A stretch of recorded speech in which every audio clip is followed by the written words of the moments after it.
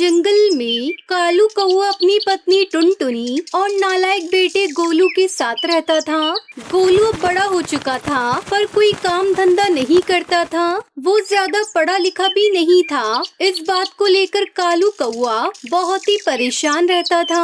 एक दिन जब कालू काम करके घर लौटा तो टुनटुनी ने उससे पूछा, अरे कालू जी, आप बाहर से आ रहे हो? कहीं आपने मेरे बेटे को देखा? मैंने उसके लिए केसर वाली खीर बनाई है। पड़े पड़े ठंडी हो रही है। अगर आपने उसे देखा है तो उसे बुलाकर ले आओ, वो ये खीर खा लेगा।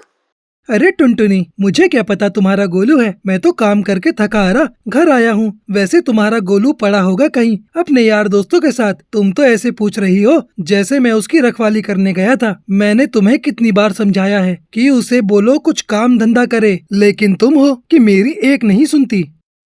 कालू जी, चुप भी हो जाओ। जरा सा गोलू का क्या पूछ लिया, तुम तो लड़ने ही लगे। मेरा बेटा भी बच्चा है, अभी तो उसकी खेलने कूदने की उम्र है, ना कि पैसे कमाने की। आप भी ना खामखा परेशान होते रहते हैं। हाँ टुनटुनी, बिल्कुल ठीक बोल रही हो तुम। अभी वो बच्चा ही तो है।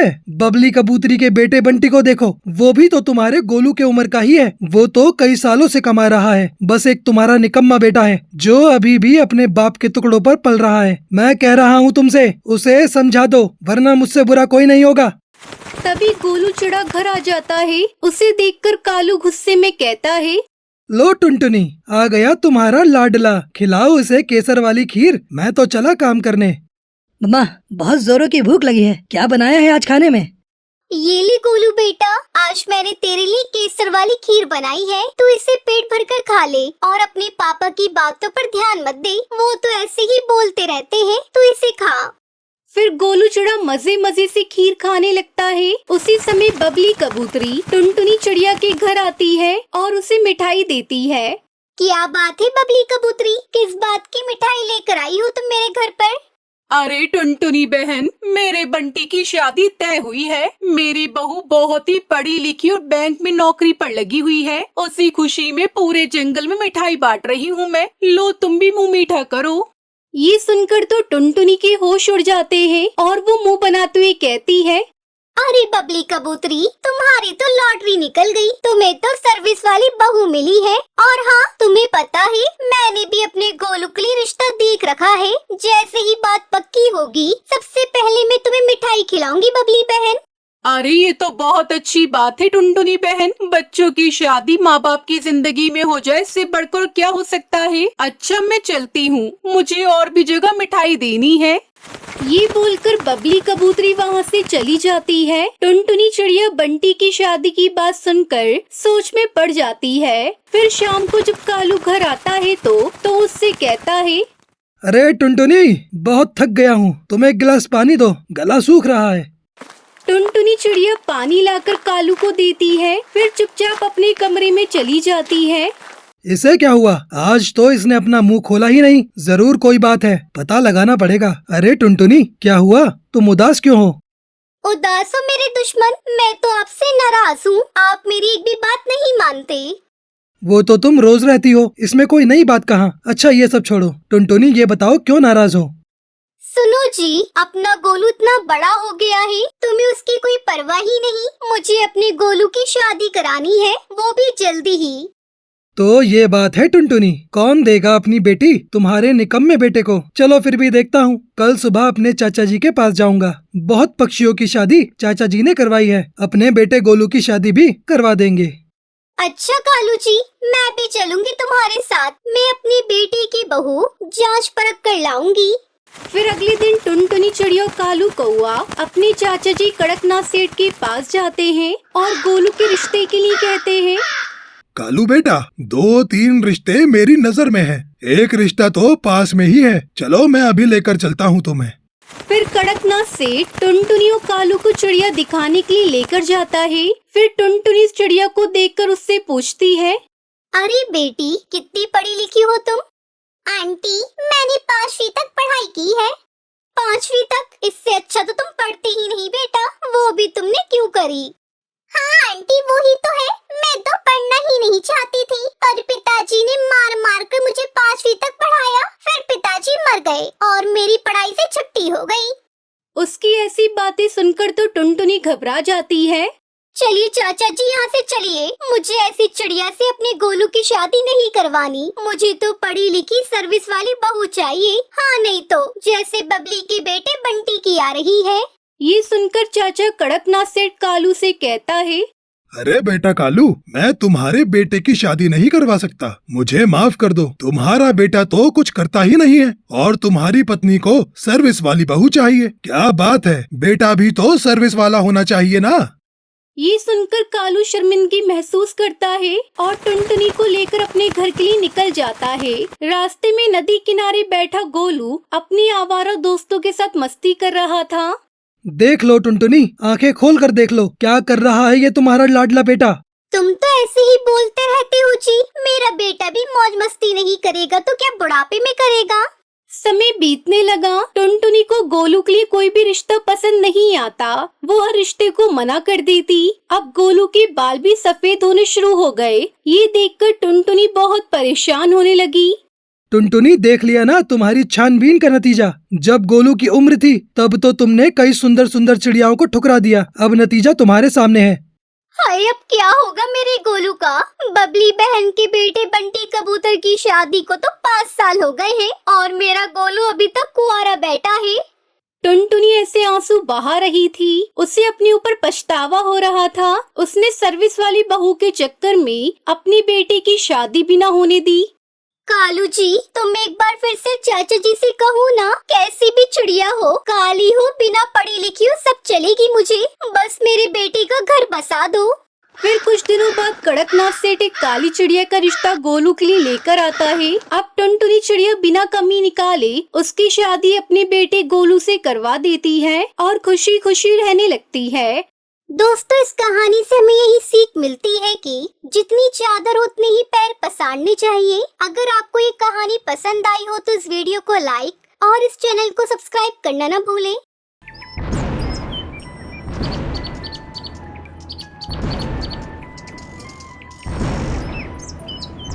कश्मीर के ऊंचे पहाड़ों पर टुनटुनी चिड़िया अपने 2 नन्हे मुन्ने बच्चों के साथ रहा करती थी। इन दिनों बरसात का सुहाना मौसम था। काले पीले बादल अपनी घटाओं में खूब सारा पानी भरकर पूरे जंगल में बरसात कर रहे थे। एक दिन की बात है, टुनटुनी चिड़िया कहती है, अरे बाप रे, बारिश आने वाली है और मेरा घोंसला तो टूटा फूटा है। कहीं मेरा घोंसला बरसात में बह न जाए। अब मैं क्या करूं? टुनटुनी चिड़िया के 2 नन्हे मुन्ने बच्चे होने के कारण वो दूसरा घोंसला नहीं बना पाई, क्योंकि वो उनको छोड़कर नहीं जा सकती थी। हे भगवान, मेरे बच्चों की रक्षा करना। टुनटुनी चिड़िया सोचने लगती है, क्यों ना मैं अपने दोस्तों से मदद मांग लूं, शायद वो मेरी मदद कर दे। फिर टुनटुनी चिड़िया सबसे पहले कालू कोई के पास जाती है और उससे कहती है, कालू भाई, ओ कालू भाई, मेरा घोंसला कमजोर हो चुका है। आप थोड़े दिन के लिए अपने घर में जगह दे सकते हो। मेरे छोटे छोटे बच्चे हैं, आपकी बड़ी मेहरबानी होगी। इस बारिश के मौसम में मेरी मदद कर दो। टुनटुनी, तुम तो जानती हो सुंदरी को, वो बिल्कुल ऐसा नहीं करने देगी। तुम किसी और पक्षी के पास जाकर मदद मांग लो, शायद वो तुम्हें अपने घर में जगह दे सके। दोस्तों, कल की वीडियो में आपने इतने कम लाइक क्यों किए? मुझे बहुत बुरा लगता है। दोस्तों, जब मैं आपके कहने पर कहानी बनाती हूँ और आप बहुत कम लाइक करते हो, और जब आप कम लाइक करते हो तो मुझे वीडियो बनाने का बिल्कुल भी मन नहीं करता है। तो प्लीज दोस्तों, अब इस वीडियो पर जाकर लाइक कर दो। फिर टुनटुनी चिड़िया एक एक करके अपने सारे दोस्तों के पास जाती है, लेकिन उसकी मदद कोई भी नहीं करता। अब वो थक हार कर वापस अपने बच्चों के पास आ जाती है। शाम का समय था, हल्की हल्की बारिश शुरू हो चुकी थी। टुनटुनी चिड़िया अपने बच्चों के पास बैठी भगवान से प्रार्थना कर रही थी, हे भगवान, बस आज की रात मेरा घोंसला सही सलामत रखना। कल सुबह होते ही मैं अपने बच्चों को लेकर कहीं और चली जाऊंगी। तभी अचानक आसमान में बहुत तेज बिजली कड़कती है और टुनटुनी चिड़िया बहुत डर जाती है। अरे बाप रे, इतनी जोर से बारिश शुरू हो गई है। अब मैं क्या करूं? अरे बादलों, मुझ पर थोड़ा तो रहम करो। एक तो ये पानी भी बहुत ठंडा है। फिर जोरदार बारिश के कारण टुनटुनी चिड़िया का घोंसला टूटकर गिर जाता है। टुनटुनी चिड़िया अपने बच्चों को लेकर जैसे तैसे एक पेड़ की डाल पर बैठ जाती है और पूरी रात अपने बच्चों के पास उनकी सुरक्षा करती रहती है। अब सुबह का समय था और बरसात धीरे धीरे बरस रही थी। तभी आसमान से एक छोटा सा बादल टुनटुनी चिड़िया के पास आता है और उससे कहता है, अरे बहन, तुम अपने बच्चों के साथ यहाँ पर क्यों बैठी हो? इतनी तेज बारिश में तुम बीमार हो जाओगी और अभी तो और भी तेज बरसात आने वाली है। अरे बादल भाई, जब कल रात बारिश आई थी तब मेरा घोंसला टूटकर बह गया था। अरे बहन, तुम जंगल में किसी भी पक्षी के घर कुछ दिनों के लिए रह सकती हो। अरे बादल भाई, मैंने अपने सारे दोस्तों से मदद मांगी थी पर किसी ने मेरी मदद नहीं की। अब जमाना बदल गया है, सब पक्षियों ने अपने अपने इलाके बना लिए हैं। बहन, मैंने तो सुना था कि पक्षी आपस में मिलजुल कर रहते हैं। अरे बादल भाई, मेरी तो किस्मत भी साथ नहीं दे रही है। थोड़े ही दिन पहले मेरे पति की गंभीर बीमारी से मौत हो गई थी और अब बरसात की वजह से मेरा घोंसला भी टूट गया है। मैं अपने बच्चों के साथ लावारिसों की तरह भटक रही हूँ, मगर मुझे अभी तक कोई सहारा नहीं मिला। बहन, घबराओ मत। जिंदगी में बहुत मुश्किलें आती हैं, लेकिन उनका हमें डटकर सामना करना चाहिए। मैं जानती हूँ, तभी तो अभी तक जिंदा हूँ। बादल भाई, अब आप ही कोई उपाय बताओ। बहन, आप एक काम करिए, आप मेरे ऊपर एक घोंसला बना लो और उसमें रह लो। पर ये तो एक असंभव काम है, ये कैसे हो सकता है? हाँ बहन, लेकिन कहते हैं ना, कोशिश करने वालों की कभी हार नहीं होती। आप कोशिश करिए। अच्छा तो ठीक है बादल भैया, आप मेरे बच्चों का ध्यान रखिए जब तक मैं थोड़ी लकड़ियाँ इकट्ठा करके लाती हूँ। ठीक है बहन, आप लकड़ियाँ ले आओ और मेरे ऊपर घोंसला बना लो। मैं आपके बच्चों का ध्यान रखूंगा। फिर आपके बच्चों को ना ही गर्मी लगेगी और ना ही वो बरसात में भीगेंगे। फिर टुनटुनी चिड़िया एक एक करके खूब सारी लकड़ियाँ इकट्ठा करती है और बादल के ऊपर एक सुंदर सा घर बनाती है। और फिर थोड़ी देर बाद बादल आसमान की ओर चल देता है। खूब ऊंचाई पर जाने के बाद वो टुनटुनी से बोलता है, टुनटुनी बहन, अब बताओ तुम्हें कैसा महसूस हो रहा है? तुम्हारा बहुत बहुत धन्यवाद बादल भाई। अरे बहन, इसमें धन्यवाद की क्या बात है? ये तो हर भाई का फर्ज होता है कि वो अपनी बहन की हर मुश्किल में मदद करे। अब टुनटुनी चिड़िया अपने बच्चों और बादल के साथ मौज मस्ती से रहने लगती है।